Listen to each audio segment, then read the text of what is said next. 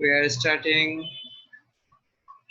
our another session on marketing. This session was strategic planning and the marketing process. We already studied some part of this chapter. First one, we studied the formal planning. We defined formal planning.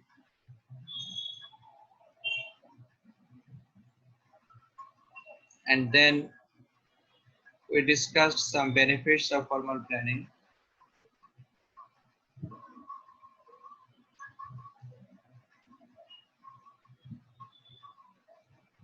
And then we defined strategic planning.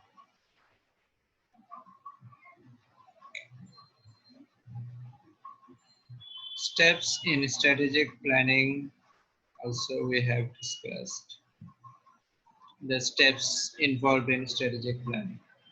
First step is defining company mission. Second is setting company objectives and goals. Third is designing business portfolio. And final one is implementation level, that is done by functional areas. These are some of the characteristics of a good mission statement. We already discussed all these parts. Then we talked about business portfolio. Business portfolio is the collection of business and products that make up the company. If we think about IIUC,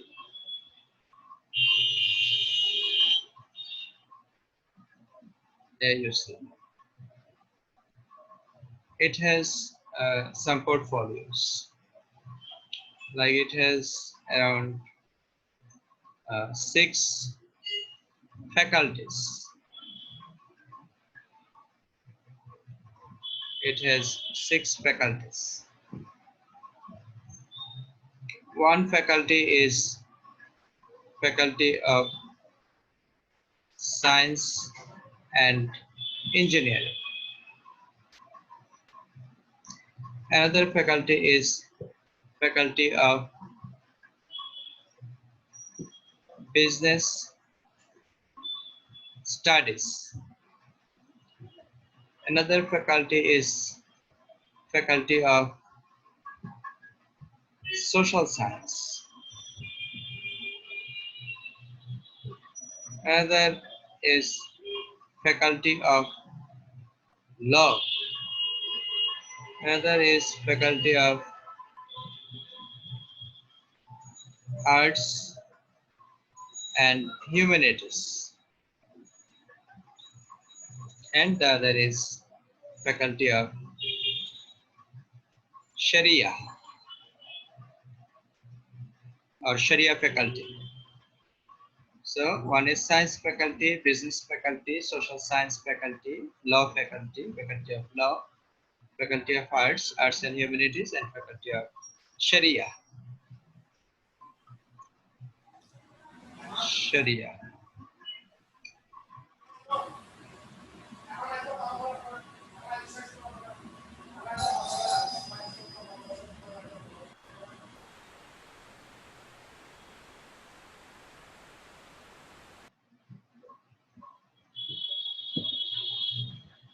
Faculty of Sharia. So here we see under Faculty of Science and Engineering, there are some departments or programs. Okay. Like one is CSE, Computer Science and Engineering. Another one is Tripoli, Electrical and Electronic Engineering. Another one is ETE, Electrical and Telecommunication Engineering. Another one is CCE, computer communication engineering. Another one is civil engineering. Civil engineering. And another one is pharmacy.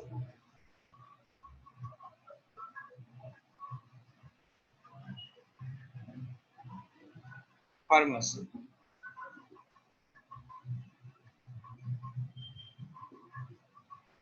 Pharmacy. So these are the departments or programs under science faculty. These civil engineering, and these are some CSC, including CSC. They offer BSc, Bachelor of Science, BSc honors. Only CSC, they have MS, Master of Science. And then comes Faculty of Business Studies. It has particularly one wing, that is DBA. One wing, that is DBA, that is Department of Business Administration. This DBA has got three other programs. One is BBA,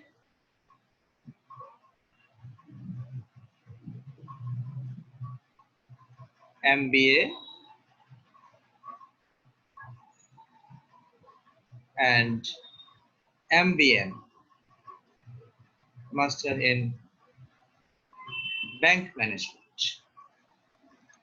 Faculty of Social Science has like DEB, Department of Economics and Banking. It has two other programs. One is BSS and MSS. All these are honors program. Bachelor of Social Science and Master of Social Science.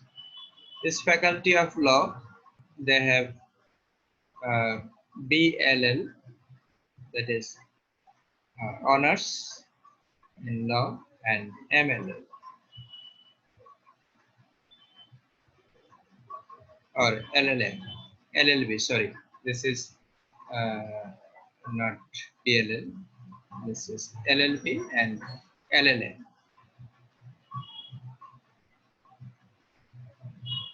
LLB honors and LLM. They offer these two programs. One is honors, one is master graduate, another one is postgraduate. Faculty of Arts and Humanities, they offer Department of English Language and Literatures. Yeah. English Language and Literatures. They have two programs. One is honors, another one is masters. BLL, BA honors in English, BA honors in English Language and Literatures, and MA in English. So Faculty of Sharia, they have some departments. One is QSIS, Quranic Science and Islamic Studies. DIS, Dawah and Islamic Studies. And Sciences of Hadith and maybe Islamic Studies. So they have this program. They have honors and masters, Quranic Science. They have also BA and MA in Quranic science and Islamic studies. So all these are the portfolio of IIUC. Okay, portfolio. The concept of portfolio. কোনোভাবে আমরা যদি দেখি যে faculty of science and engineering এ একটা downward trend চলছে, তাহলে faculty of business studies এ হয়তো আপওয়ার্ড ট্রেন্ড চলছে, ফ্যাকাল্টি অফ সোশ্যাল সায়েন্সে হয়তো আপওয়ার্ড ট্রেন্ড চলছে। তাহলে একটা না একটা তাকে মেকআপ করবে, একটা না একটা তাকে মেকআপ করবে। এই জন্য আমরা এটাকে বলি হলো যেটা হচ্ছে IIUC portfolio.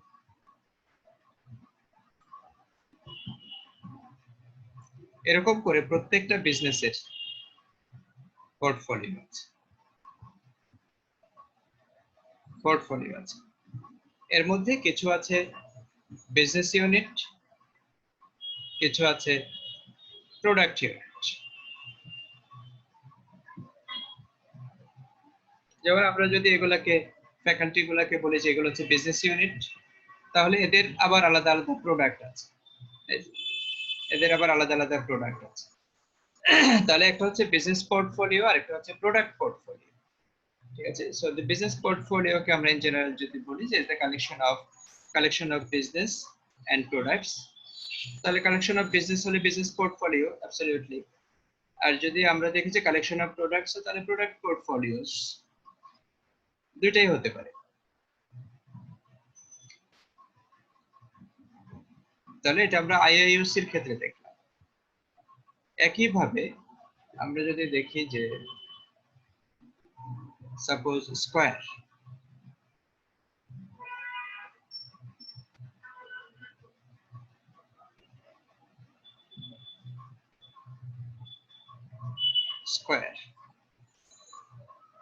Square is a prominent brand in Bangladesh. They have pharmaceuticals, pharma, Square Pharma. They have healthcare.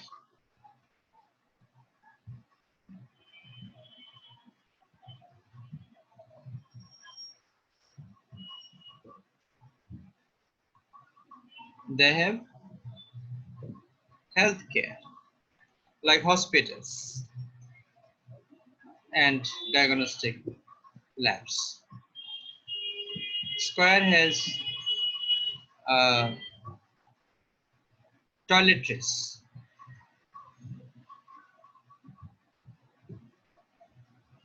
যে টয়লেট্রিজটা আমরা একটু অন্য জায়গাতে দেখি, আলাদা একটা কাজ করতে হতে পারে। So it has toiletries.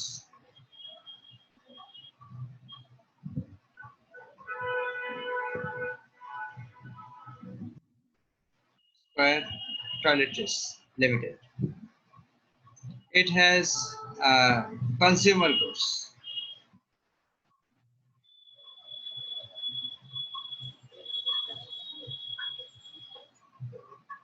It has consumer goods.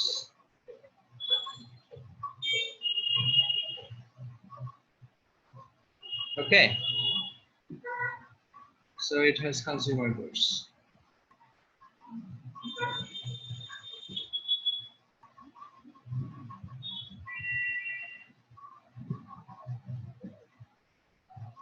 Consumer goods.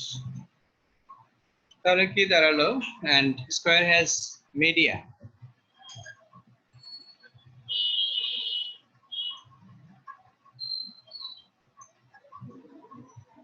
Maybe they have IT. Maybe they have textile. So these are actually the portfolios of Square. These are the portfolio of Square.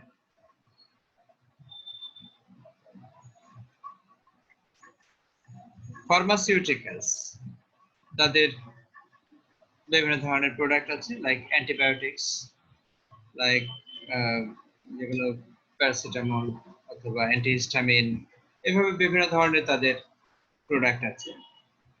Health কেয়ারের মধ্যে hospital services আছে, হসপিটালে যত ধরনের service আছে, it may be child care, like paediatrics, যেটা it may have cardiology, it may have gastroenterology, it may have like surgery, ঠিক আছে, গাইনোকোলজি, এরকম বিভিন্ন ধরনের আবার আলাদা আলাদা প্রোডাক্ট থাকতে পারে। হেলথ কেয়ার, আইটির বিভিন্ন ধরনের প্রোগ্রাম থাকতে পারে, হার্ডওয়্যার সফটওয়্যার প্রোগ্রাম থাকতে পারে, আলাদা আলাদা ট্রেনিং বেসড থাকতে পারে, আইসিটি ট্রেনিং।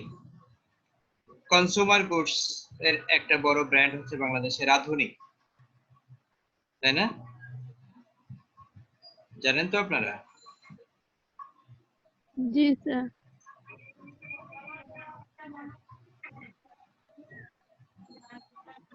রাধুনী একটা ব্র্যান্ড আছে, যেটার সাথে আপনাদের ভালো পরিচয় থাকার কথা। রাধুনীর বিভিন্ন ধরনের আছে, লাইক রাধুনী ক্ষীর মিক্স, রাধুনী মুরগির মশলা, মাংসের মশলা, রাধুনী হালিম মিক্স, তারপরে বিরিয়ানি মশলা। বিরিয়ানি মশলা, এক্স্যাক্টলি। এরপরে বিভিন্ন ধরনের যত মশলা আছে সব আছে, হলুদের গুঁড়া, মরিচের গুঁড়া, জিরার গুঁড়া, এরকম যা আছে সব। তো তাহলে সরিষার তেলও আছে, সরিষার তেল, মাস্টার অয়েল। তাহলে এটা গেল কনজিউমার গুডস। এরপরে আমরা যদি টয়লেট্রিজ এর কথা চিন্তা করি, টয়লেট্রিজ এর মধ্যে একটা ব্র্যান্ড হচ্ছে তাদের মেরিল। মেরিলের সাথে আমরা মোটামুটি পরিচিত, তাই না? মেরিল, এই মেরিলের আমরা দেখি সোপ আছে, সোপ, তারপরে তাদের আছে হলো শ্যাম্পু, পেট্রোলিয়াম জেলি। হ্যাঁ, খুব স্ট্রাইকিং প্রোডাক্ট তাদের, specially in winter, petroleum jelly.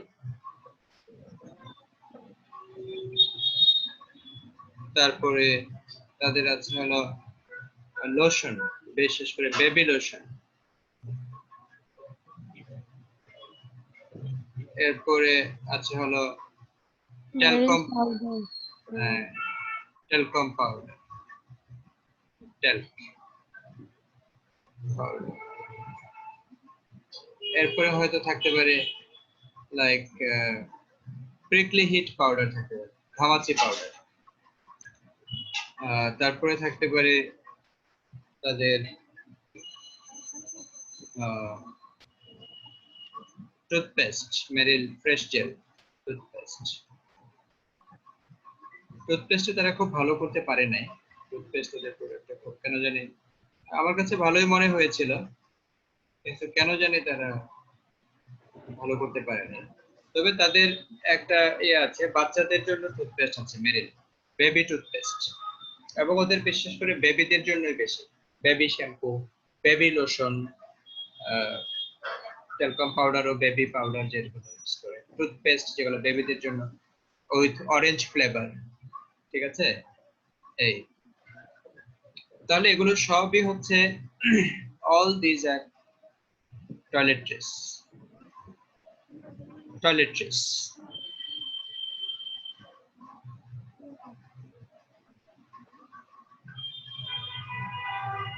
তাহলে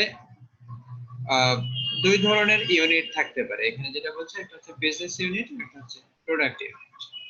square is a corporation, square is a corporate brand, কিন্তু যখন আলাদা আলাদা বিজনেস এসে আবার আলাদা আলাদা ব্র্যান্ড আছে, এগুলোকে বলা হয় বিজনেস অথবা প্রোডাক্ট ব্র্যান্ড। অনেক সময় লেখা থাকে দেখবা নিচে যে a Square product, a product of Square, ওটা ব্র্যান্ডিং এর পার্ট, আমরা ওদিকে আরো পরে যাব, এখন আপাতত ব্র্যান্ডিং নিয়ে ডিসকাস করছি না। তাহলে তার দুই ধরনের ইউনিট থাকতে পারে, একটা হচ্ছে বিজনেস ইউনিট, এগুলো সব business unit, consumer goods, toiletries, textiles, এগুলো সব বিজনেস ইউনিট।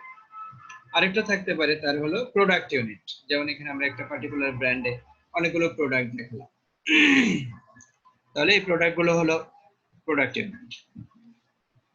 ইন্ডিভিজুয়ালি কোনো প্রোডাক্ট ইউনিটও এসবিইউ হতে পারে। এসবিইউ মূল কথা হলো এখানে এসবিইউ হতে পারে। SBU. What is SBU? Do you have any idea about SBU?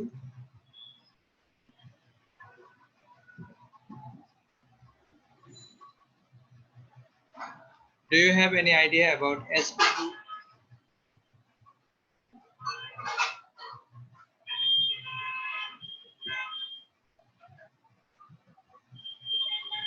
The strategic business unit. Exactly. SBU হচ্ছে স্ট্র্যাটেজিক বিজনেস ইউনিট। তাহলে এটা কি হতে পারে? এই যে স্কয়ারের ক্ষেত্রে এটা কি হতে পারে?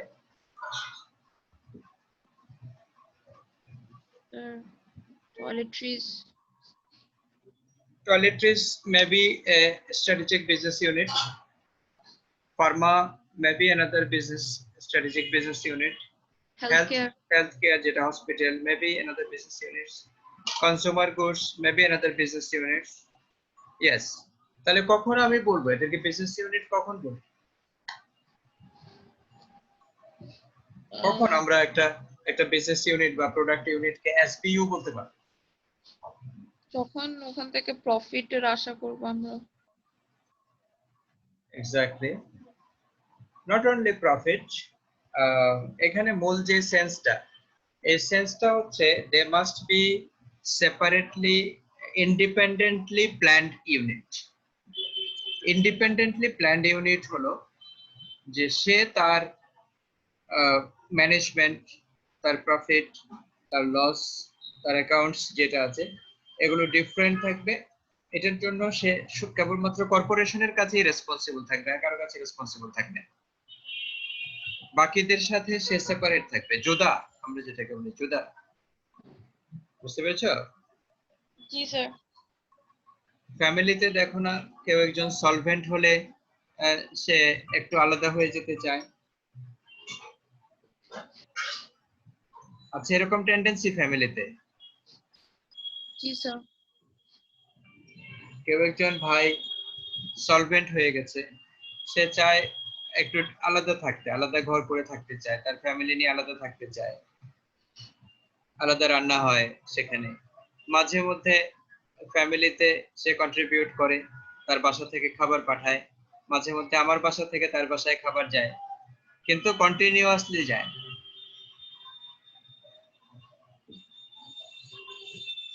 সেই ক্ষেত্রে আমরা জুদা শব্দটা ইউজ করি এলাকায়। তোমরা কি এই শব্দটার সাথে পরিচিত? জি স্যার।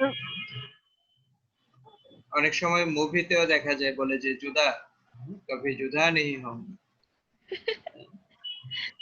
কখনো সেপারেট হব না আমরা। তো তাহলে এটা হচ্ছে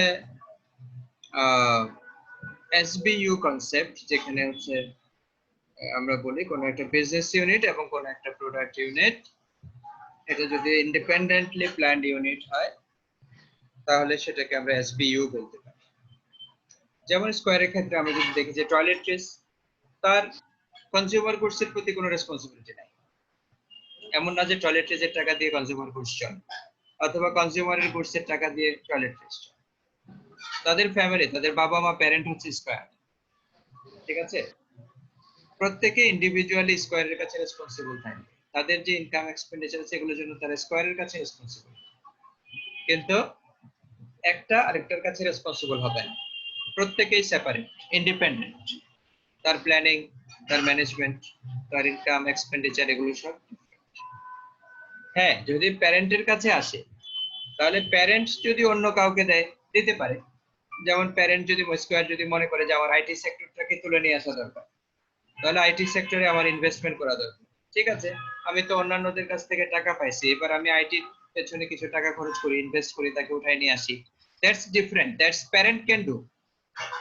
প্যারেন্ট ক্যান ডু, কিন্তু আমার ইন্ডিভিজুয়ালি আমি ফার্মাসিউটিক্যালস, আমার আইটির প্রতি আলাদা কোনো রেসপন্সিবিলিটি নাই। ইনফ্যাক্ট আমার ম্যানেজমেন্ট আলাদা, তার ম্যানেজমেন্ট আলাদা। আমরা মনে হয় কনসেপ্টটা বুঝতে পেরেছি না? জি স্যার। জি স্যার। অলরাইট, তাহলে আমরা এখানে যেটা করতে হবে আমাদেরকে সেটা হচ্ছে the company must analyze its current business portfolio or strategic business units, এই যে একটু আগে যেটা বলছিলাম SBU, decide which SBUs should receive more, less or no investment. কিছু কিছু SBU আছে যাদের more investment দরকার, কিছু কিছু SBU আছে যাদের less investment দরকার, এবং কিছু SBU আছে যাদের কোনো ইনভেস্টমেন্ট দরকার নাই। যেমন আমরা একটা ফ্যামিলিতে যদি চিন্তা করি, যে একটু আগে আমরা স্কয়ারের ফ্যামিলি নিয়ে চিন্তা করছিলাম, আমরা যদি আমার নিজেদের ফ্যামিলির কথা চিন্তা করি, রাহমা, how Yes, many sir. brothers and sisters you have? Sir, 3 brothers, 2 sisters. হ্যাঁ, 3 brothers 2 sisters, এক্স্যাক্টলি আমাদের মতো, আমরাও 3 ভাই 2 বোন। Yes, sir. Okay. তো 3 brothers, তোমার ভাইয়েরা কি বড়? স্যার একটা ভাই আমার থেকে ছোট, অন্যরা সবাই বড়। অন্যরা সবাই বড়। যারা বড় তারা কি জব করছে নাকি লেখাপড়া করছে? স্যার বড় ভাইয়া জব, তারপর আপু, তারপর সজীব ও আব্বুর বিজনেস, ও আব্বুর সব প্রপার্টি দেখে, তারপর আমি, তারপর আমি। আচ্ছা আচ্ছা, ঠিক আছে। তাহলে দেখো, ওর যে বড় ভাই সে বিজনেস করছে অথবা জব করছে, তাহলে তার তার পেছনে আমার কি আর কোনো ইনভেস্টমেন্ট দরকার আছে এখন? না। দরকার নেই। তাহলে আমি বলছি যে সেখানে হ্যাঁ দরকার হতে পারে, তার বিজনেসকে আমি যদি আরেকটু আগায় নিয়ে যেতে চাই, হ্যাঁ, অথবা তাকে আরেকটা ভালো জব পেতে যদি আমি হেল্প করি, তাহলে সেখানে হয়তো আমার ইনভেস্টমেন্ট দরকার হতে পারে, বাট সেটা হচ্ছে লেস অথবা নো। হ্যাঁ, তাহলে এটা যদি ওয়েল এস্টাবলিশড হয়ে যায়, তাহলে ইন সাম কেস আমি বলবো যে নো ইনভেস্টমেন্ট। আবার এমন আছে যে যে কিনা ওই যে বলছো যে প্রপার্টি দেখাশোনা করে, তাহলে তার পেছনেও তো কোনো ইনভেস্টমেন্ট দরকার নেই, না। আর এখন আর কোনো গ্রোথ এন্ড ডেভেলপমেন্টের হয়তো সুযোগ নাই। সুতরাং সে যেটা করছে একটা করে যাচ্ছে, তার তার পেছনে আমার কোনো ইনভেস্টমেন্ট দরকার নেই, বরং সে প্রপার্টি দেখাশোনা করছে, সেখান থেকে হয়তো আমার একটা বেনিফিট আসবে। আরেকটা হচ্ছে যে যে হয়তো লেখাপড়া করছে, যেমন রহমার কথা যদি আমরা চিন্তা করি, তাহলে রহমার পেছনে কি ইনভেস্টমেন্ট হচ্ছে নাকি হচ্ছে না? হচ্ছে স্যার। হচ্ছে। তাহলে she is receiving more, one of her brother is receiving less, another brother or sister is receiving no investment. তাহলে আমরা আমাদের ফ্যামিলিতেই দেখছি যে আমাদের যে ভাই বোনেরা রয়েছে তাদের মধ্যেই কারো অনেক বেশি ইনভেস্টমেন্ট দরকার হচ্ছে, কারো লেস ইনভেস্টমেন্ট দরকার হচ্ছে, কারো নো ইনভেস্টমেন্ট দরকার হচ্ছে। তার কারণ কি?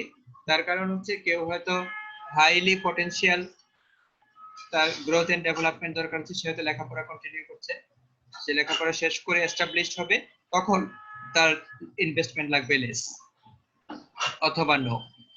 আবার কেউ হয়তো এমন আছে যে লেখাপড়া করছে না, তাকে আমি আরেকটা কাজ দিয়েছি, যে কোনো ফ্যামিলিতে, এটা ইটস নট লাইকলি যে এটা রহমান ফ্যামিলি হতে পারে, যে কোনো ফ্যামিলিতে আমরা এটা দেখি যে কিছু আমাদের ফ্যামিলি মেম্বার আছে যাদের পেছনে কোনো ইনভেস্টমেন্ট দরকার হবে না। তাহলে একটা হচ্ছে আমার এসবিও গুলোকে অ্যানালাইসিস করতে হবে, কেন? টু নো যে which one should receive more, which one should receive less, and which one should receive no investment. আমরা কি সেন্সটা ধরতে পেরেছি? জি স্যার। হ্যাঁ।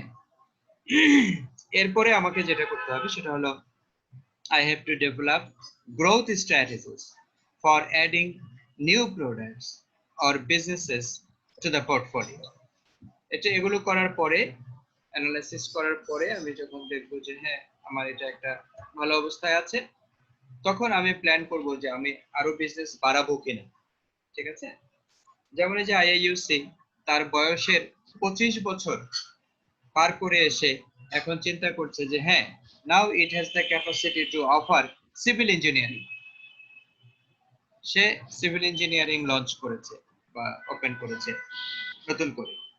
তো এরকম ভাবে আমরা আমাদের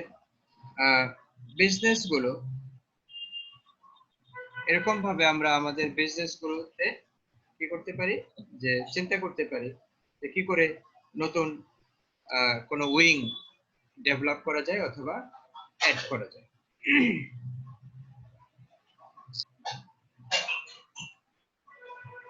এখানে আমরা একটা ম্যাট্রিক্স দেখতে পাচ্ছি।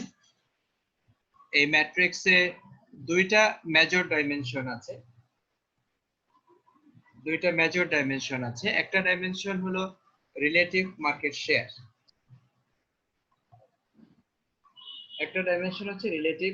শেয়ার, ইট মিনস যে আমার যে প্রোডাক্ট অথবা আমার যে বিজনেস, এটার কন্ট্রিবিউশন বা এটার শেয়ারটা কি মার্কেট। যেমন ধরো ইউনিলিভার কি বিক্রি করে? অনেক কিছু স্যার। অনেক কিছু, তার মধ্যে একটা হচ্ছে লাক্স, তাই তো? একটা হচ্ছে লাক্স।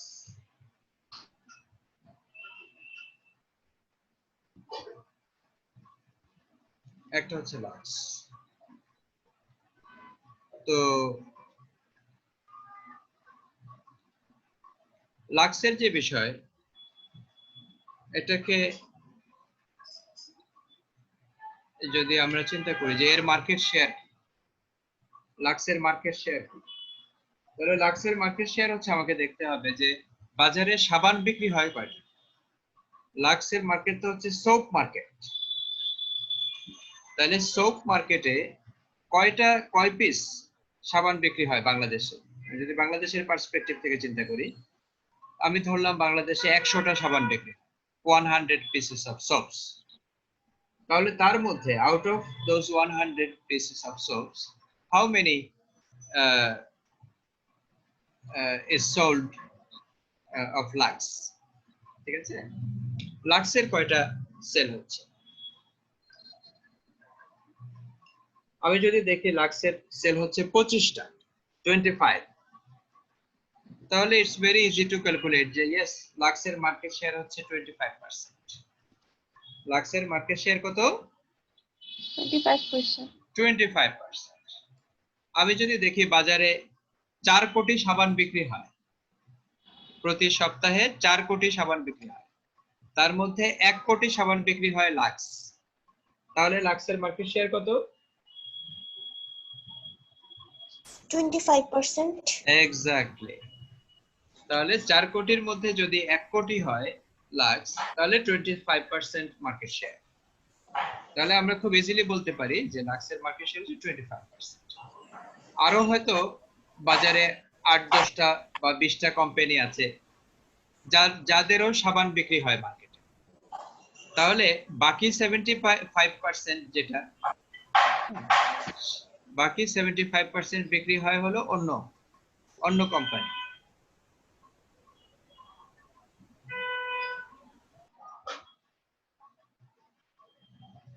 তাহলে লাক্সের বিক্রি হয় 25, আর বাকি 75 বিক্রি হয় অন্যান্য আরো প্রায় 10টা, 15টা, 20টা কোম্পানি। তাহলে লাক্সের মার্কেট শেয়ার কি হাই নাকি লো?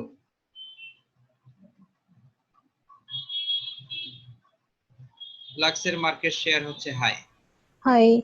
হ্যাঁ, তো মার্কেট শেয়ার যদি হাই হয় এবং মার্কেটে যদি সোপ মার্কেটের গ্রোথ রেট যদি হাই হয়, তাহলে লাক্স কি স্টার নাকি ক্যাশ কাউ? স্যার স্টার হবে। স্টার হবে। তাহলে আমরা যদি দেখি যে ইউনিলিভারের, আমরা লাক্সের কথা যদি বলি, তাহলে লাক্সের মার্কেট শেয়ার যদি হাই হয় এবং মার্কেট গ্রোথ রেট যেটা, এটা যদি হাই হয়, তাহলে এটা হবে স্টার। আবার আমরা যদি দেখি অন্যদিকে যে লাক্সের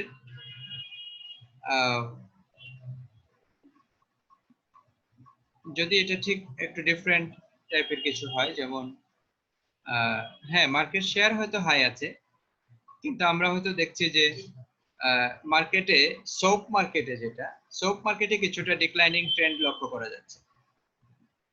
সোপ মার্কেটে কিছু ডিক্লাইনিং ট্রেন্ড লক্ষ্য করা যাচ্ছে, কারণ অনেকে হয়তো এখন ওই যে বডি ওয়াশ পাওয়া যায়, আমি তো মালয়েশিয়াতে দেখেছি ওখানে হয়তো টয়লেট সোপ তেমন একটা ইউজ হয় না বললেই চলে। ওখানে বডি ওয়াশ বড় বড় কন্টেইনারের মধ্যে তোমার গোট মিল্ক, ছাগলের দুধ দিয়ে তৈরি হয়, এরকম বলে যে বডি ওয়াশ আছে, তো সবাই বডি ওয়াশ দিয়ে শাওয়ার নিয়ে। তাহলে এটাকে বলছে যে market growth rate of soap, যেটা সলিড সোপ, এটা হয়তো লো লো, কিন্তু যত ইউনিটই বিক্রি হয় তার মধ্যেই লাক্সেরটা হচ্ছে হাই। তো তাহলে মার্কেট গ্রোথ রেট যদি লো হয় এবং শেয়ার যদি হাই হয়, মানে বিক্রি হয় বেশি কিন্তু মার্কেট গ্রোথ রেট এখন কম, তাহলে তখন আমরা লাক্সকে কি বলবো? Sir cash cow. তখন আমরা লাক্সকে বলবো cash cow. So what does it mean? It means যে মার্কেট গ্রোথ রেট কমে গেল, এটা মার্কেট শেয়ার বেড়ে গেল, এটা খুব বেশি বিক্রি হচ্ছে, যেহেতু এটার গ্রোথ রেট কম, সুতরাং ওইটার আর আসলে গ্রোথ এন্ড ডেভেলপমেন্টের অপরচুনিটি কম। আমার যত ইউনিট বিক্রি হচ্ছে তত ইউনিট থেকে আলহামদুলিল্লাহ ভালোই প্রফিট আসতেছে। তাহলে এটাকে আমরা বলছি এটা হচ্ছে ক্যাশ কাউ। ক্যাশ কাউ মানে হচ্ছে যেখান থেকে আমি মিল্কিং করতে পারবো। মিল্কিং মানে আমার কাছে কন্টিনিউয়াসলি প্রফিট আসবে, এই যে যেটা এস্টাবলিশড সাকসেসফুল, হ্যাঁ, এসবিইউ। আমরা কি বুঝতে পারছি বিষয়গুলো? জি স্যার। ওকে, আবার আমি যদি বলি যে ধরো সোপ মার্কেটের গ্রোথ হচ্ছে লো, এবং একই সেই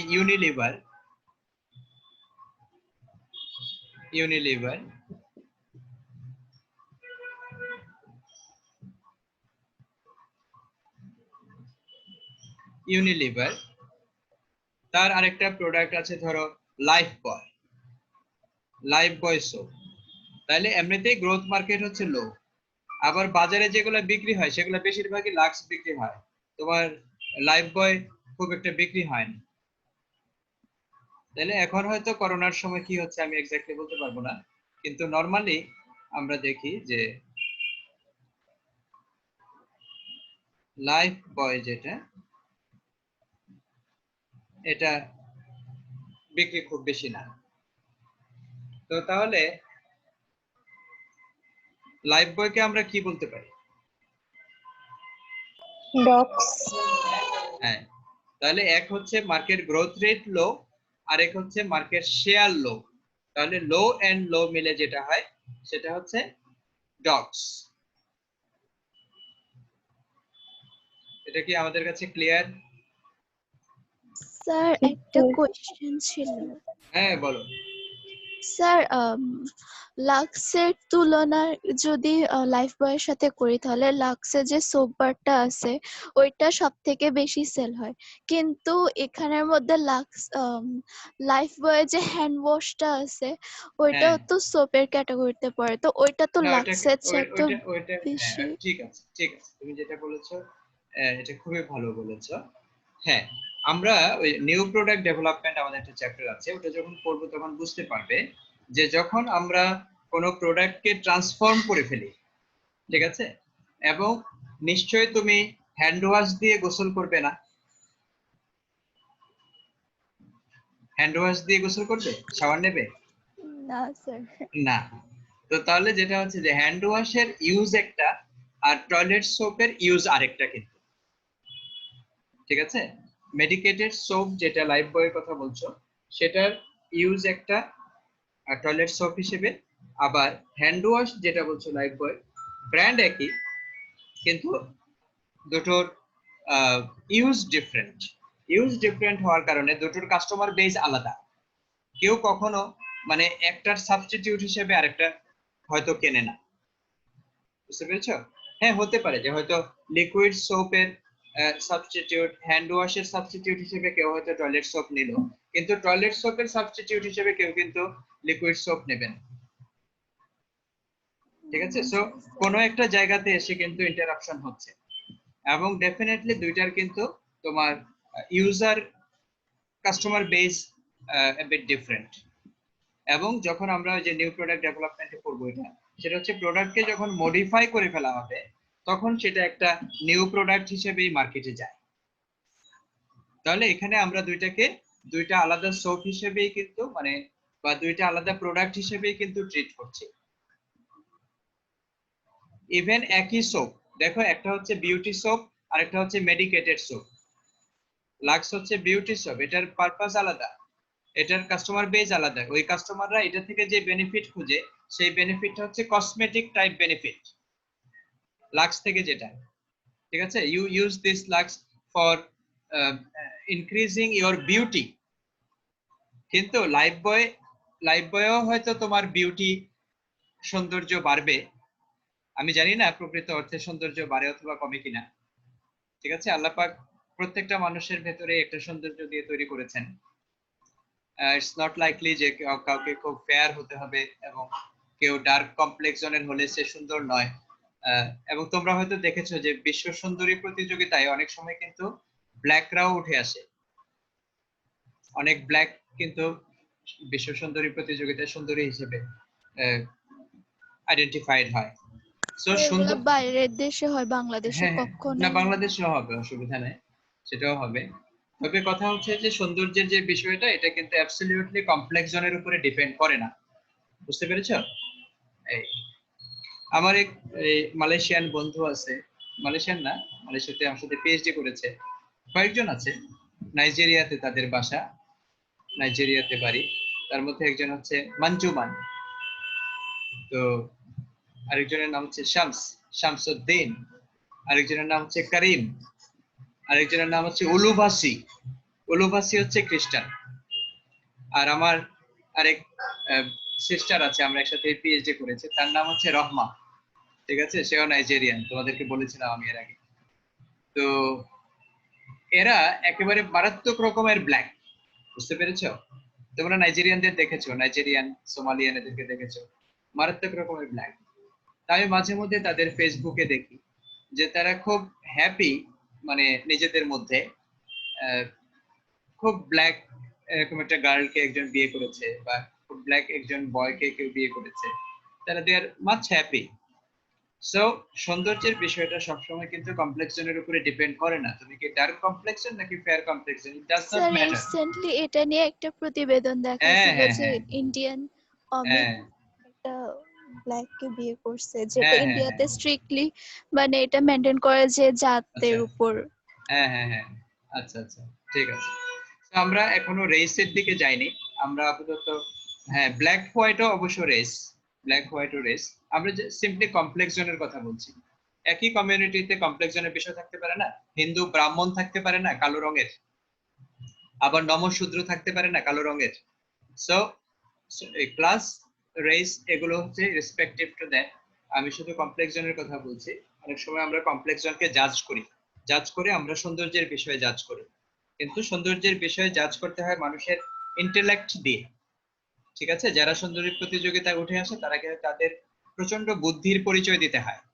তোমরা দেখেছো আমাদের এই যে ইন্ডিয়াতে ঐশ্বরিয়া, তারপরে হচ্ছে তোমার সম্ভবত খুব লম্বা করে একজন আছে না, ভারত থেকে বিশ্ব সুন্দরী হয়েছিল, সে কিন্তু সুস্মিতা।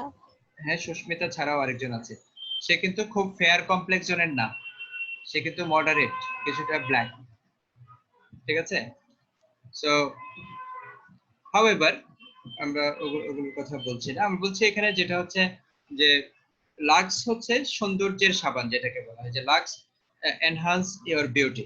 কিন্তু লাইফ বয়ের ক্ষেত্রে কখনো এই ধরনের কথা শুনবে না, কিন্তু লাইফ বয়ের ক্ষেত্রে শুনবে যে এটা হচ্ছে ব্যাকটেরিয়া ফ্রি করে দেয় তোমাকে। So it's a medicated soap, এটার প্রমোশনটা হয় মেডিসিন হিসেবে, আর লাক্সের প্রমোশনটা হয় কসমেটিক্স হিসেবে।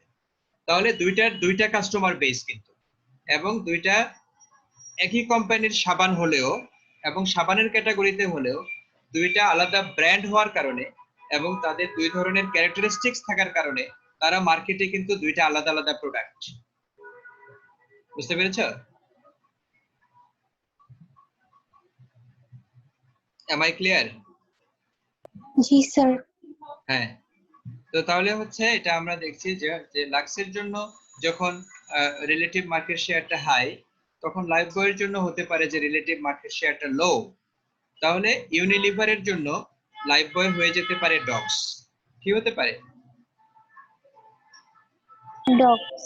হ্যাঁ, এই ডগস যখন হয় তখন কোম্পানিগুলোর একটা টার্গেট থাকে যে এই প্রোডাক্টটাকেই রাখবে না, এই প্রোডাক্টটাকেই রাখবে না, এটা বের করে ফেলবে। কিন্তু যারা খুব বড় কোম্পানি, ইউনিলিভারের মতো এরকম বড় কোম্পানি যারা, তারা কখনোই একটা প্রোডাক্টকে এভাবে ফেজ আউট করে না। এখানে এসে স্ট্র্যাটেজি যেটা হয় সেটা হচ্ছে ফেজ আউট,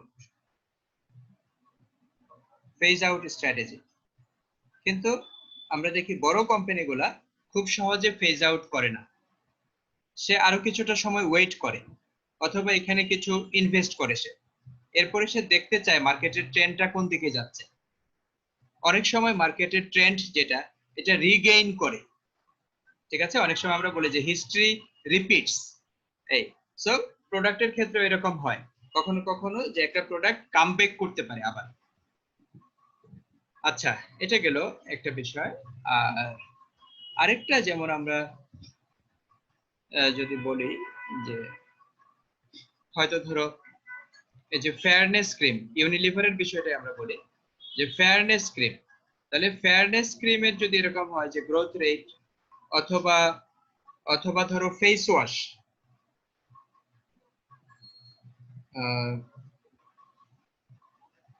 ফেস ওয়াশ, তাহলে ফেস ওয়াশটা এর কি আছে, ইউনিলিভারের ফেস ওয়াশ কি আছে, একটা আছে এখন সম্ভবত আয়ুষ, নাম শুনেছো?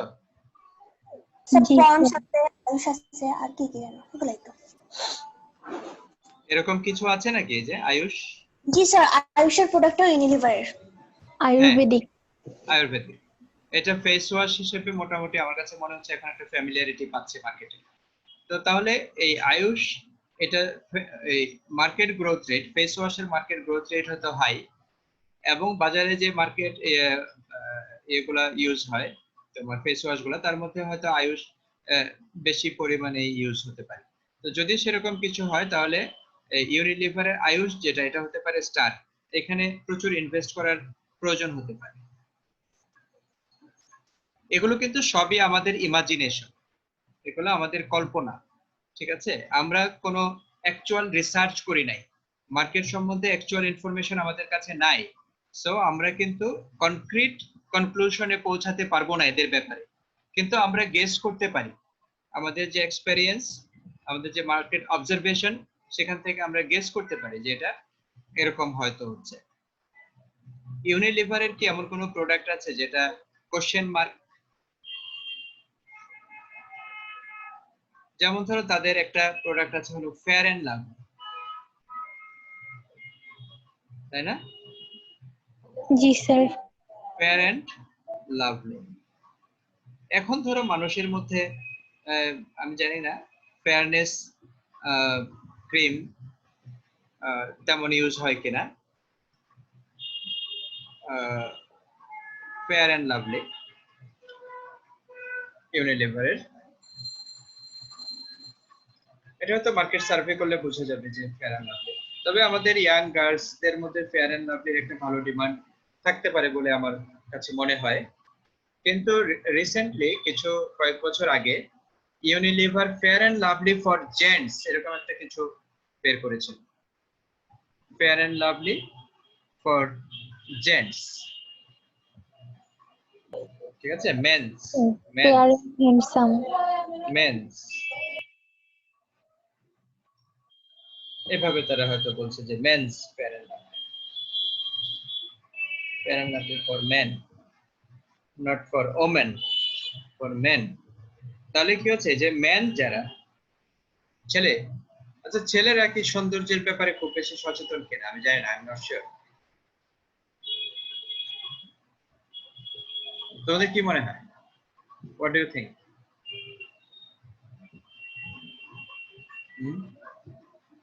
What do you think? সবাই না, কিছু কিছু আছে আর কি কেউ যারা কেউ সচেতন। সচেতন।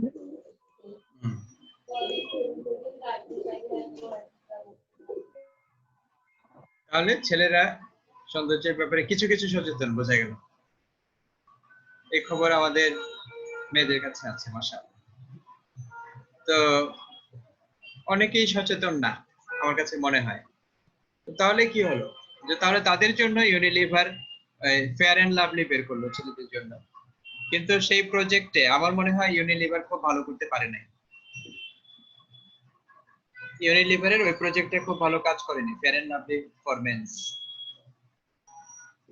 তাহলে ওটাকে আমরা বলতে পারি যে ইয়েস, এটার মার্কেট গ্রোথ রেট হয়তো হাই, ফেয়ারনেস ক্রিমের গ্রোথ রেট হয়তো হাই, কিন্তু যেটা বিক্রি হচ্ছে সেটা হয়তো ইউনিলিভারের কম।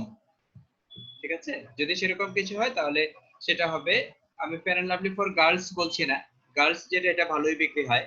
ঠিক আছে, ইনফ্যাক্ট মার্কেটে ফেয়ারনেস ক্রিম বলতে ফেয়ার এন্ড লাভলি কে মিন করে। তো ছেলেদের জন্য যেটা ফর মেন্স, মেবি এটা একটা ভালো গ্রোথ রেট আছে, কিন্তু ইউনিলিভারের এটার খুব ভালো ডিমান্ড নাই। যদি এরকম কিছু হয় তাহলে সেটা হবে কোশ্চেন মার্ক। আমরা কি মোটামুটি বুঝতে পেরেছি বিষয়গুলা?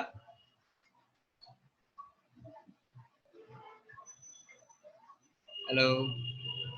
জি স্যার। হ্যাঁ, তো তাহলে আমরা স্টারের ক্ষেত্রে যেটা দেখি, এটার প্রফিট পটেনশিয়ালিটি আছে, so may need heavy investment to grow. আবার এখানে ক্যাশ কাওয়ের ক্ষেত্রে যেটা দেখেছি, যেটা লো গ্রোথ এবং হাই শেয়ার, এটা এস্টাবলিশড, এটা সাকসেসফুল এসবিইউ। এটা থেকে আমরা যেটা করব সেটা হচ্ছে মিল্কিং করব, মিল্কিং, প্রোডিউস ক্যাশ, হ্যাঁ, অথবা এটাকে বলে মিল্কিং, মিল্কিং। সো এটা থেকে আমি কন্টিনিউয়াসলি প্রফিট পাবো। এই তাহলে এটা হচ্ছে মিল্কিং, ক্যাশ কাউ। এরপরে আরেকটা যেটা আছে ডগস। ডগস এর বিষয়টা হয় যখন লো মার্কেট শেয়ার থাকে এবং মার্কেট গ্রোথ রেটও লো থাকে, তখন এটাকে বলা হয় ডগ। আর কোশ্চেন মার্ক যেটা, এটা হচ্ছে হাই গ্রোথ লো শেয়ার, হাই গ্রোথ লো শেয়ার। এটার পটেনশিয়ালিটি আছে, যদি ইনভেস্ট করা যায় এমন হতে পারে যে কোশ্চেন মার্ককে স্টার করা সম্ভব, এবং একটা লেভেলে এসে যখন স্টার থাকে এবং ওইটার মার্কেট গ্রোথ রেট কমে যায়, তখন কিন্তু স্টারস বিকাম ক্যাশ কাউ। তাহলে আমার মেইন ট্রেন্ড হচ্ছে আমাকে আইডেন্টিফাই করতে হবে আমার স্টার কারা, ইনভেস্ট করতে হবে, তার সাইজ বড় করতে হবে। একটা ফেজে এসে যদি তার ওই প্রোডাক্টের মার্কেট গ্রোথ রেট লো হয়ে যায়, তখন সে আমার ক্যাশ কাউ হবে এবং স্টিল আমি তার থেকে বেনিফিট এনজয় করতে পারবো। এবং এরপরে আস্তে আস্তে একটা পেজে এসে যখন আমি দেখি যে এমনিতেই গ্রোথ রেট হচ্ছে লো এবং আমার সেলস কমে যাচ্ছে, কম্পিটিশন বেড়ে যাচ্ছে, অন্যান্য কোম্পানির প্রোডাক্টের ডিমান্ড বেড়ে যাচ্ছে, তাহলে আমার প্রোডাক্টের ডিমান্ড কমে যাচ্ছে, তাহলে আলটিমেটলি আমার এটা কি হয়ে যাবে, ডগ হয়ে যাবে। এবং ডগ হলে যেটা হয় বেশিরভাগ ক্ষেত্রেই ফেজ আউট হয়ে যায়, ফেজ আউট, আমি এই প্রোডাক্টটাকে মার্কেট থেকে বের করে দেই। সো বিষয়টা আমাদের কাছে ক্লিয়ার কিনা? এটাকে বলে BCG matrix, Boston consultancy group matrix.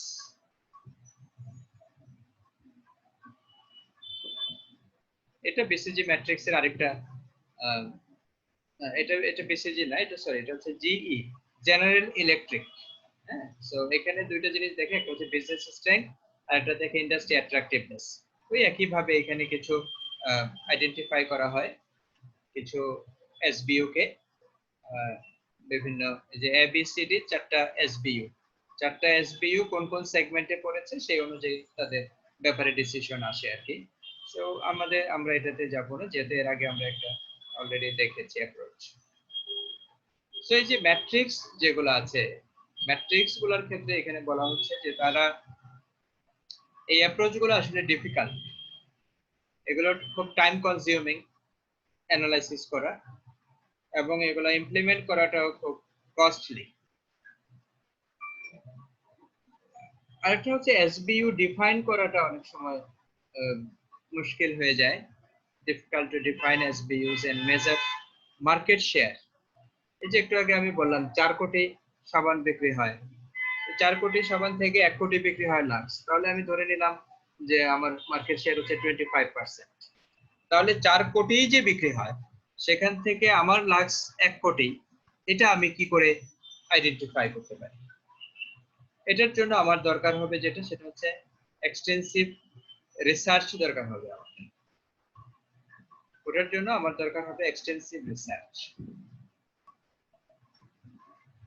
তাহলে রিসার্চটা অনেক সময় রিসার্চটাও এক্সপেন্সিভ হয়, আবার রিসার্চ থেকে অনেক সময় ট্রু রিফ্লেকশন অফ সিনারিও, যেটা সিনারিওর যে অ্যাকচুয়াল রিফ্লেকশনটা, ফ্যাক্টস যেটা, এটা অনেক সময় আইডেন্টিফাই হয় না। সো ফ্যাক্ট আইডেন্টিফাই না হলে কিন্তু একটা প্রবলেম হতে পারে। আমরা জানি রিসার্চে স্ট্যাটিস্টিক্স ইউজ হয় এবং স্ট্যাটিস্টিক্স কিন্তু অনেক সময় মিসলিডিং হয়। স্ট্যাটিস্টিক্স আমাদেরকে অনেক সময় মিসগাইড করে। এই যে দেখো প্রতিদিন করোনার ব্যাপারে স্ট্যাটিস্টিক্স দিচ্ছে আমাদের এখানে, আমি এখন সেগুলো দেখিও না, I don't have any interest. তো যেমন স্ট্যাটিস্টিশিয়ানরা অনেক সময় এভাবে বলে দেয়, তারা 100 জন মহিলার উপরে রিসার্চ করে সেখানের মধ্যে হয়তো পেয়েছে যে 10 জন হচ্ছে প্রেগনেন্ট। তখন তারা তাদের রিপোর্টে লেখে 10% ফিমেলদের মধ্যে 10% প্রেগন্যান্সি রয়েছে। তাহলে ফিমেলদের মধ্যে যদি 10% প্রেগন্যান্সি থাকে, তাহলে কি দাঁড়ালো হলো যে যারা ভার্জিন তারা হচ্ছে 10% প্রেগনেন্ট, আর যারা প্রেগনেন্ট তারা হচ্ছে 90% ভার্জিন। সো এইভাবে করে এই স্ট্যাটিস্টিক্স মিসলিডিং কিছু ইনফরমেশন আমাদেরকে কনভে করতে পারে। বিশেষ করে আমরা আমাদের ইকোনমির ক্ষেত্রেও যেটা দেখি যে তারা পার ক্যাপিটা ইনকামের যে ক্যালকুলেশনটা আমাদেরকে দেয়, it's quite misleading. Per capita income আমাকে কি বলছে? আমাকে হয়তো ধরো বলছে এখন $1500 বা $1600। এখন পার ক্যাপিটা ইনকাম কত আমাদের বাংলাদেশের মানুষের? স্যার $1705। $1705। নিফটি খুব ভালো রিসার্চ করে দেখি এগুলো নিয়ে। তাহলে $1705, আমি যদি এটাকে 85 করে ক্যালকুলেশন করি, তাহলে আমার যেটা হচ্ছে 1,44,925 টাকা। 1,44,925 টাকা হচ্ছে এক একজন মানুষের ইনকাম। তোমাদের এই ক্লাসে যারা আছো তাদের প্রত্যেকের ইনকামও 1,44,925 টাকা করে। তোমাদের এখানে ক্লাসে যারা আছো তাদের এভারেজ ইনকাম কত হবে? এত হইলে তো হইতো ইহার হয়। তোমাদের এখানে যারা আছো তাদেরকে নিয়ে যদি আমি এখন রিসার্চ করি, তাহলে আমার এই ফাইন্ডিংসে আসতে পারবো হয়তো অন এন এভারেজ তোমাদের monthly income on an average হচ্ছে 5,000 টাকা করে, অথবা অন এন এভারেজ তোমাদের ইনকাম হয়তো এট বেস্ট 10,000 টাকা। তাহলে দেখো এই যে একটু আগে আমি যে প্রেগন্যান্সির কেসটা বলেছিলাম, তাহলে বিষয়টা এরকম যে যার 1,44,000 টাকা ইনকাম মাসে, এই তার বিষয়ে যেমন ধরো যার অনেকে আছে না যাদের 10 লাখ টাকা ইনকাম মান্থলি, অনেকে আছে না যাদের 10 লাখ টাকা ইনকাম, যাদের 2 লাখ টাকা ইনকাম বা 5 লাখ টাকা ইনকাম। তাহলে যার 5 লাখ টাকা ইনকাম তাকেও আমি বললাম তার ইনকাম হচ্ছে 1,44,000 টাকা, আর যার 0 টাকা ইনকাম তাকেও বললাম তার ইনকাম হচ্ছে 1,44,000 টাকা। ঠিক আছে? তো তাহলে যে 0 তারও ইনকাম আমি দেখাই দিলাম 1,44,000 টাকা, আর যার ইনকাম মাসে 10 লাখ টাকা তারেও আমি 1,44,000 টাকায় নামাই আনলাম। তাহলে এটা হচ্ছে স্ট্যাটিস্টিক্স এন্ড এভারেজের যে মিসলিডিং বিষয়টা আছে, তো সেরকম। তো এই জায়গাতে এসে আমি আমার গ্রোথ এবং মার্কেট শেয়ার আইডেন্টিফাই করাটা it's really difficult. Focus on current businesses but not future planning. ঠিক আছে, এটা আমি এক্সিস্টিং বিজনেসগুলোকে নিয়েই কাজ করছি। এখানে আমার ইন ফিউচারে কি হতে পারে সেই বিষয়টা আমি মাথায় রাখছি না। হতে পারে এই বছর আমার যেটা স্টার্ট, আগামী বছরই সেটা ক্যাশ কাউ হয়ে যাচ্ছে। So it will be very difficult for me to plan, and it can lead to unwise expansion or diversification. এটার কারণে আমাকে হয়তো আমার যে গ্রোথ এন্ড ডেভেলপমেন্টের যে প্ল্যানিংটা আছে এটা ইন্টারাপ্টেড হতে পারে যদি এখানে কোনো মিসলিডিং ইনফরমেশন নিয়ে আমি কাজ করি।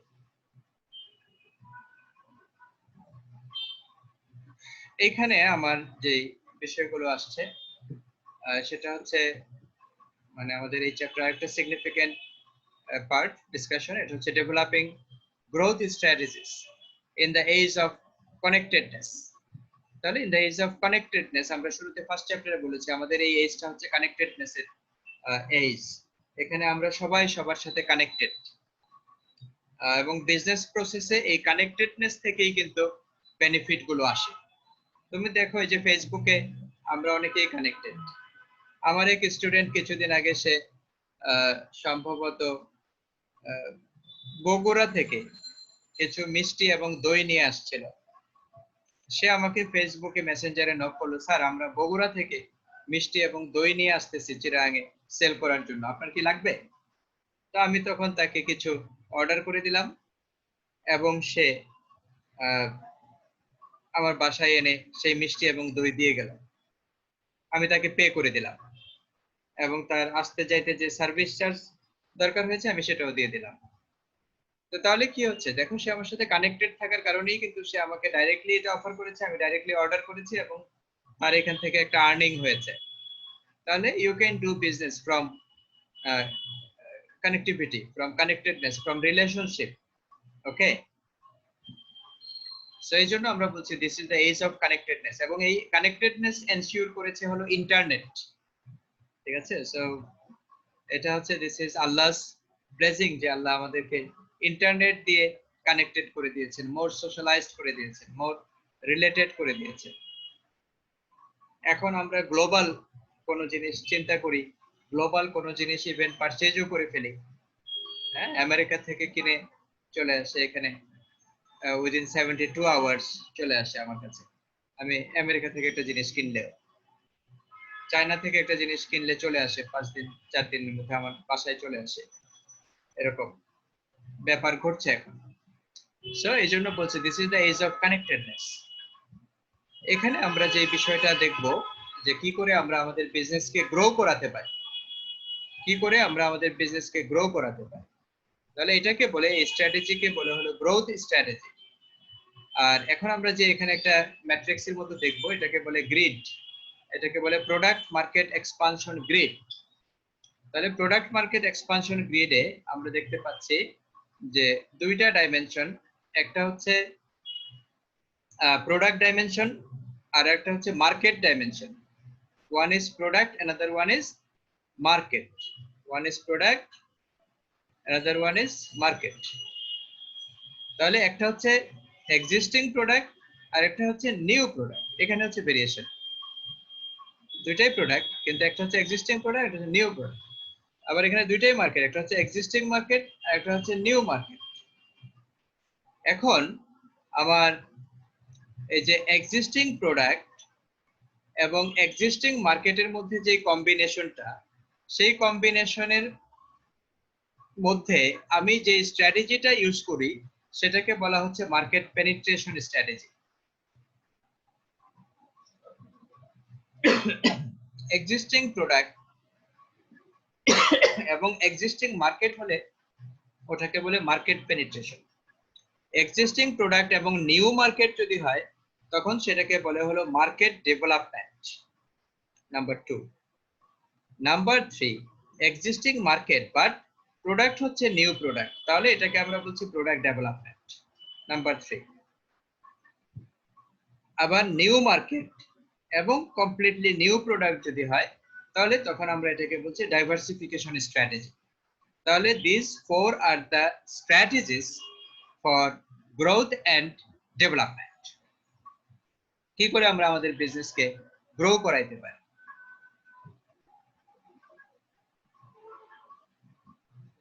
এখন আমরা দেখব যে এই চারটা স্ট্র্যাটেজির এক্সপ্লেনেশন গুলো কি। মার্কেট পেনিট্রেশনের ব্যাপারে বলা হচ্ছে যে এটা হচ্ছে making more sales to current customers without changing its products. Product change করা ছাড়াই আমি সেলস বাড়াবো, মোর সেলস। কি করে? যেমন ধরো তোমার এলাকায় যে মিষ্টির দোকান আছে, ধরো একটা বনফুলের মিষ্টির দোকান আছে অথবা একটা ফুলকলির মিষ্টির দোকান আছে। সেই ফুলকলি তারা দেখলো যে তাদের প্রতিদিন ওই এলাকায় 50 কেজি অথবা 100 কেজি মিষ্টি বিক্রি হয়। সে চিন্তা করলো ওই একই মিষ্টি যারা কেনে তাদের মধ্যেই আমি তারা যেন বেশি করে কেনে এই ব্যবস্থা করব। তাহলে সে কি কি করতে পারে? ওটাই হচ্ছে মার্কেট পেনিট্রেশন। যে সেম মিষ্টি যারা আগে কিনতো তারাই কিন্তু আমার আগে বিক্রি হতো 100 কেজি, এখন বিক্রি করব আমি 150 কেজি। সেলস বাড়াবো, এটাকে বলে market penetration. Existing product, existing market, মিষ্টি যারা আগে কিনতো তাদের মধ্যেই তাহলে বাড়বে, সেই বাড়ার এটাকে বলে মার্কেট পেনিট্রেশন। তাহলে এখানে আমি দেখছি কি করে এটা হতে পারে। এটা হতে পারে অ্যাড নিউ স্টোর। যেমন আগে ওই এলাকায় একটা ফুলকলির দোকান ছিল, এখন আমি দুটো ফুলকলির দোকান দিয়ে দিলাম। তাহলে একটা থেকে যদি 100 কেজি বিক্রি হয়, স্বাভাবিক দুইটা থেকে কিছুটা বেশি বিক্রি হবে, দুইটা থেকে 150 কেজি বা 200 কেজি বিক্রি হওয়ার সম্ভাবনা আছে। তাহলে অ্যাড এমন হতে পারে যে ওই এলাকার একটু রিমোটে যারা থাকে তারা হয়তো এত দূরে এসে মিষ্টি কেনে না, তাহলে তুমি তাদের কাছাকাছি যদি আরেকটা স্টোর দিয়ে দাও তাহলে অবশ্যই they will certainly they will buy. তাহলে add new stores in the current market area. Current market এরিয়াতে আরেকটা স্টোর যদি তুমি অ্যাড করো তাহলে তোমার সেলস বাড়তে পারে, and that is we call market penetration. আরেকটা হচ্ছে ইমপ্রুভ অ্যাডভার্টাইজিং। অ্যাডভার্টাইজিং বাড়ানো, ঠিক আছে? আগে আমি এক জায়গায় পড়েছিলাম, আমার কাস্টমাররা একভাবে পড়েছিল, যারা খুব পরিচিত ছিল তারা এসে কিনে নিত, যারা খুব বেশি পরিচিত ছিল না তারা হয়তো কিনতো না। কিন্তু এখন আমি অ্যাডভার্টাইজিং বাড়িয়ে দিলাম। আমি এলাকায় হয়তো লিফলেট বিক্রি করলাম, জুম্মার নামাজের দিন মসজিদের সামনে লিফলেট যে ফুলকলি এখন নতুন আঙ্গিকে এসেছে এবং সেখানে আরো মিষ্টির সমাহার, কোয়ালিটি এগুলো বেড়েছে এবং দরকার হলে কিছুটা প্রাইসও কমেছে এই খবরও দিয়ে দিই। তাহলে দেখবে যে আগে যখন মিষ্টি তোমার 300 টাকা কেজি ছিল, তখন যদি 100 কেজি বিক্রি হতো, তুমি যদি 280 টাকা করো তাহলে এমন হতে পারে 150 কেজি মিষ্টি বিক্রি হইতেছে। তাহলে 20 টাকা প্রাইস কমিয়ে দিয়ে তুমি যদি 50 কেজি বেশি বিক্রি করতে পারো তাহলে এটা তোমার জন্য বেনিফিশিয়াল এবং তোমার বিজনেস এভাবে করে গ্রো করতে পারে। আচ্ছা, তাহলে এটা যেটা হচ্ছে আমরা বলছি ইমপ্রুভিং প্রাইস কমিয়ে দেওয়া, তারপরে সার্ভিস বাড়িয়ে দেওয়া যেতে পারে, অথবা স্টোরের ডিজাইন চেঞ্জ হতে পারে।